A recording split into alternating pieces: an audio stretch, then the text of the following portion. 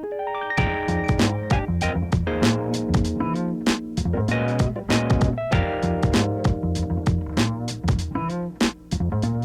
I started ROCKaBLOCK in 2017 out of the basement of my house, mainly as a way to compensate for being extremely bored at my job.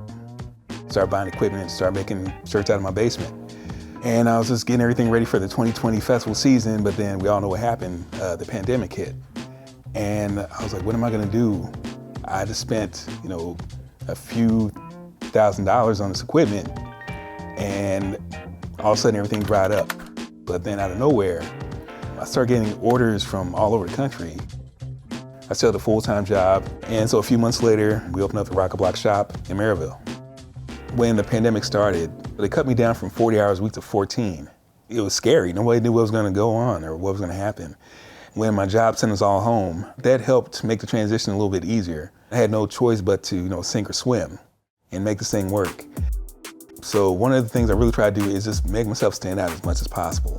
I don't want to rehash, redo, rework. I find that is part of the appeal of what I do, finding a new way to create something that's already been done and really use it to enhance my brand.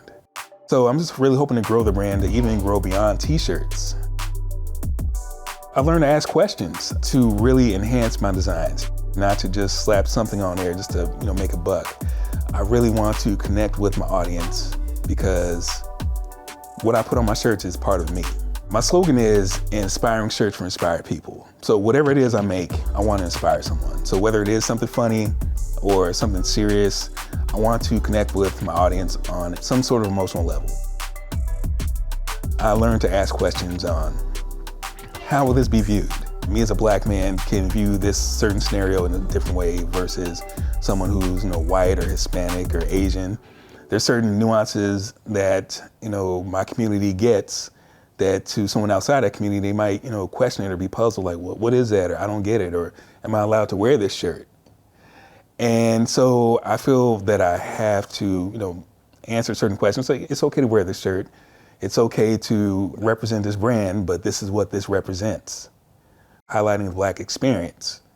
And you don't necessarily have to be black to appreciate black culture.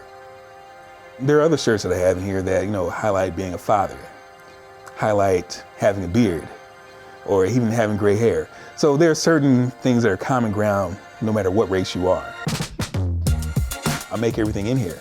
I design everything myself. When people come in here, they see the stuff around here and they know me. They know this comes from my imagination. It comes from my heart. It's a duality to it, to stay true to myself and stay true to my community. The Freedom Fighter shirt, I wanted to create a shirt that made people ask those questions, like, who are they? So I purposefully picked well-known people, and I picked some people that weren't quite as well-known outside of the black community. This shirt has been the conversation starter for a lot of people. And they said, oh, I love that design, or I love that shirt. Where'd you get that shirt from? Or who are these people? Can you tell me about it? I don't want a shirt just be a piece of fashion. I want it to be part of who you are as a person, part of your personal statement and what you hold true and what you believe in. It took me years to find out what I meant to do. And contrary to popular belief, t-shirts is not my passion. Telling stories and making art is my passion. And t-shirts just happen to be the canvas that I work on. My work can potentially go all over the world. So wherever someone's wearing a Freedom Fighter shirt or a Nappy Beard shirt, whether they're in China, Gary, Indianapolis, Jamaica, wherever, ROCKaBLOCK is going with them.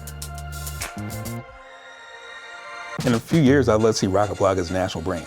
We've already shipped over 30 states, had our first international order to Canada a few weeks ago, which I thought was pretty cool. I would just love to just see ROCKaBLOCK shirts everywhere. And we'll see what Northwest Indiana has in store for me. I mean, the region's been really good to me.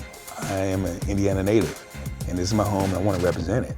So eventually, maybe there would be a Chicago store, or a New York location, or a California location, who knows? At this point, 2 years ago, I didn't think I'd be here right now in my own store. I thought I'd still make shirts out of my basement as a hobby. So the vision for ROCKaBLOCK is forever changing. I am just trying to keep things as open as possible and be willing to adapt to whatever changes have happened. Because as the pandemic has taught us, anything can change overnight. And then I still have a family to take care of, so I do it for my daughter, do it for my wife. one day, they could look at me and say, wow, Rockland really did something with his life. Just the timing of everything just really worked out for me to really dig deep, find out who I really am, what I can really do. My job offered me my full hours back, my benefits. So that would basically be the end of ROCKaBLOCK. And at that moment I said, you know what? I've accomplished more in the last 18 months than I have in the last 6 years at that job. I'm gonna bet on me.